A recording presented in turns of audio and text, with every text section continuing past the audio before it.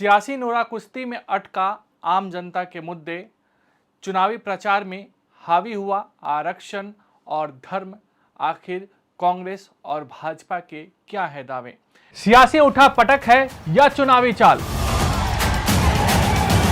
नेताओं के बोल और इरादों में क्या है अंतर? राजनीतिक दंगल में कौन किस पर है भारी? हर सियासी दांव की इनसाइड स्टोरी प्रजातंत्र।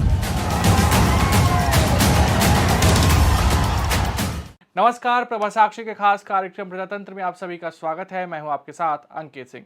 2024 लोकसभा चुनाव को लेकर 2 चरण में मतदान हो चुके हैं। अभी भी 5 चरणों की वोटिंग बाकी है। इसके लिए चुनाव प्रचार जबरदस्त तरीके से चल रहा है। इन सब के बीच कांग्रेस और भाजपा में वार पलटवार का दौर भी जबरदस्त तरीके से जारी है। हालांकि आम लोगों को इस बात की उम्मीद होती है कि चुनाव के दौरान नेता उनके मुद्दों की बात करेंगे, काम की बात करेंगे, भविष्य की रणनीति की बात करेंगे, आम समस्याओं की बात करेंगे। लेकिन ऐसा लग रहा है कि अब चुनावी प्रचार में धर्म और जाति का मुद्दा हावी हो चुका है। जहां भाजपा खुले तौर पर कांग्रेस पर मुस्लिम तुष्टीकरण का आरोप लगा रही है और दावा कर रही है कि कांग्रेस से ओबीसी का रिजर्वेशन कम करके मुसलमानों को दे सकती है, तो वहीं कांग्रेस की ओर से दावा किया जा रहा है कि भाजपा आरक्षण और संविधान को खत्म करने की कोशिश में है। इसको लेकर दोनों ओर से अलग अलग दावे भी किए जा रहे हैं।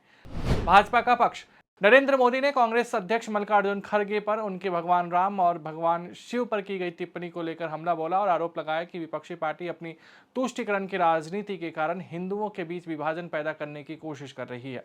अल्पसंख्यक तुष्टीकरण को लेकर कांग्रेस पर हमला करते हुए पीएम मोदी ने पार्टी के सामने 3 चुनौतियां दी। उन्होंने कहा कि मैं कांग्रेस और उनके चट्टे बट्टे को 3 चुनौतियां देता हूं। देश को लिखित गारंटी दे कि वे संविधान बदलकर मुसलमानों को आरक्षण नहीं देंगे और देश का बंटवारा नहीं करेंगे। आप SC/ST का आरक्षण का अधिकार नहीं छीनेंगे, ये लिखित में दीजिए। कांग्रेस को लिखित में गारंटी देनी चाहिए कि जिन राज्य में कांग्रेस की सरकार है वहां वे ओबीसी कोटा में कटौती नहीं करेंगे और मुसलमानों को नहीं देंगे।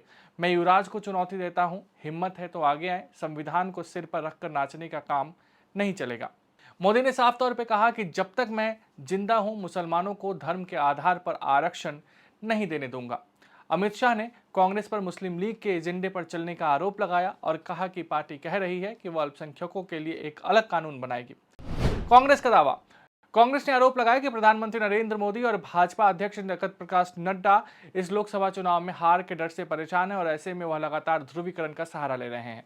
राहुल गांधी कह रहे हैं कि दलितों, ओबीसी समाज, आदिवासियों और अल्पसंख्यकों समेत 90% भारत के साथ भयंकर अन्याय हो रहा है। देशभक्ति इनको न्याय दिलाना है और नरेंद्र मोदी इससे ही घबरा गए हैं। ये मेरे लिए राजनीतिक मुद्दा नहीं है, ये मेरी लाइफ का मिशन है। वह दावा कर रहे हैं कि अगर भाजपा सत्ता में लौटी तो संविधान को फाड़ कर फेंक देगी। गांधी ने आरोप लगाया, भाजपा कह रही है कि वे आरक्षण के खिलाफ नहीं है। यदि आप आरक्षण के खिलाफ नहीं है तो आप सार्वजनिक क्षेत्र रेलवे का निजीकरण क्यों कर रहे हैं? आप अग्निवीर योजना क्यों लाए? ये सभी काम आरक्षण व्यवस्था के विरुद्ध है। कांग्रेस के चुनावी वादों पर प्रकाश डालते हुए गांधी ने कहा कि इंडिया के सत्ता में आने के बाद 50% आरक्षण की सीमा हटा दी जाएगी। कांग्रेस अध्यक्ष मल्लिकार्जुन खड़गे ने मोदी की मुसलमानों पर उनकी टिप्पणी के लिए आलोचना की और पूछा कि केवल अल्पसंख्यक समुदाय को ही निशाना क्यों बनाया जा रहा है। चुनाव को लेकर एक पुरानी कहावत है कि चुनाव प्रचार के दौरान विकास के दावे तो सभी राजनीतिक दल करते हैं, लेकिन जीत उसी की होती है जो लोगों की भावनाओं को छू पाता है। यही कारण है कि इस बार के चुनाव में भी अपने अपने तरह से लोगों की भावनात्मक मुद्दे को राजनीतिक दलों की ओर से उठाए जा रहे हैं। इसी कड़ी में मंगलसूत्र का भी मामला आया, इसी कड़ी में विरासत का भी मामला आया। भाजपा लगातार धर्म की राजनीति कर रही है। धर्म के काट के तौर पर कांग्रेस ने जाति का मुद्दा उठा दिया है। कांग्रेस को ऐसा लगता है कि धर्म की राजनीति को जातिवाद से काटा जा सकता है। भाजपा जहां हिंदुओं को लामबंद करने की कोशिश कर रही है, वहीं दूसरी ओर जातियों में बटी हिंदुओं को कांग्रेस आरक्षण के नाम पर अपनी ओर खींचना चाहती है। SC, ST, OBC और सामान्य वर्ग के गरीब, उनको जो आरक्षण मिला है संविधान के तहत मिला है, बाबा साहब आंबेडकर के आशीर्वाद से मिला है, उसमें रत्ती भर भी कोई लूट नहीं सकता है। तुम्हारा जो इरादा है वो इरादा है कि दलित समाज, आदिवासी समाज, पिछड़े समाज के लोग, सामान्य वर्ग के गरीब लोग जिनको आरक्षण मिला है, उस आरक्षण में से लूट चलाकर धर्म के आधार पर तुम मुसलमानों को आरक्षण देना चाहते हो। मैं आज कांग्रेस के शाहजादे को, कांग्रेस पार्टी को और कांग्रेस के सारे गाजे बाजे बजाने वाली जमात को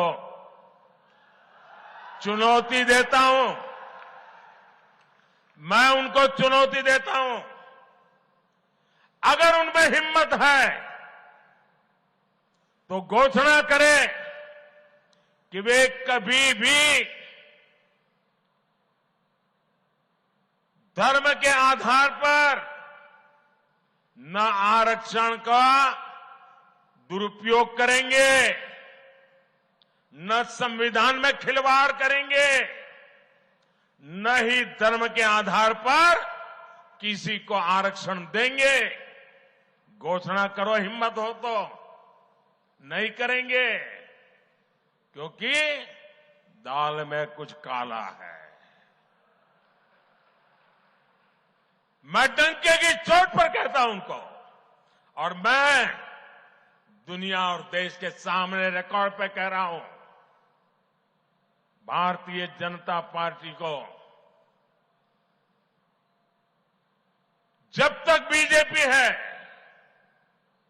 जब तक मोदी है, बाबा साहब आंबेडकर ने, भारत के संविधान ने एससी, एसटी, ओबीसी और सामान्य वर्ग के लोगों को जो आरक्षण दिया है उसकी पूरी रक्षा की जाएगी। उस पर कोई कभी चोट नहीं आने दी जाएगी।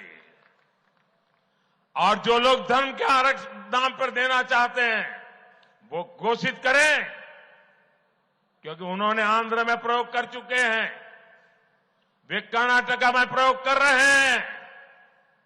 वोट बैंक के लिए दलितों का आरक्षण छीनना चाहते हैं, वोट बैंक के लिए आदिवासियों का आरक्षण छीनना चाहते हैं, वोट बैंक के लिए ओबीसी का आरक्षण छीनना चाहते हैं।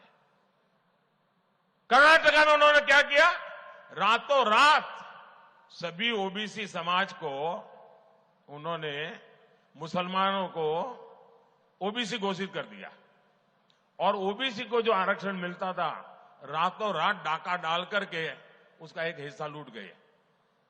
क्या ये देश में चलेगा? क्या चलेगा? क्या ये चलने दूं क्या मैं? और इसीलिए आज झूठ फैलाने में लगे हैं, गुमराह करने में लगे हैं। और इंडी गठबंधन को मेरी ये चुनौती है कि घोषित करे कि वो गारंटी दे, देश को लिखित में दे, क्योंकि उन पे भरोसा नहीं कर सकते, कि वो धर्म के आधार पर आरक्षण नहीं देंगे। घोषित करें। दूसरी घोषणा करें, एससी, एसटी, ओबीसी और सामान्य वर्ग के आरक्षण को कभी भी हाथ नहीं लगाएंगे। करे घोषणा? नहीं करेंगे।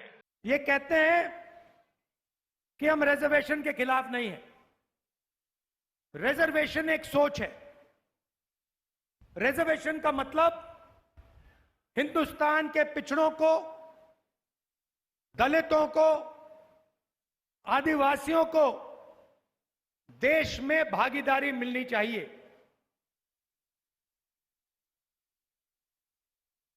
इन्होंने, देखिए, जब ये किसी पब्लिक सेक्टर यूनिट को प्राइवेटाइज करते हैं तो ये रिजर्वेशन को खत्म करते हैं। जब ये ठेकेदारी प्रथा लागू करते हैं तो ये रिजर्वेशन को खत्म करते हैं। जब ये अग्निवीर जैसी योजना लाते हैं तो ये रिजर्वेशन को खत्म कर रहे हैं।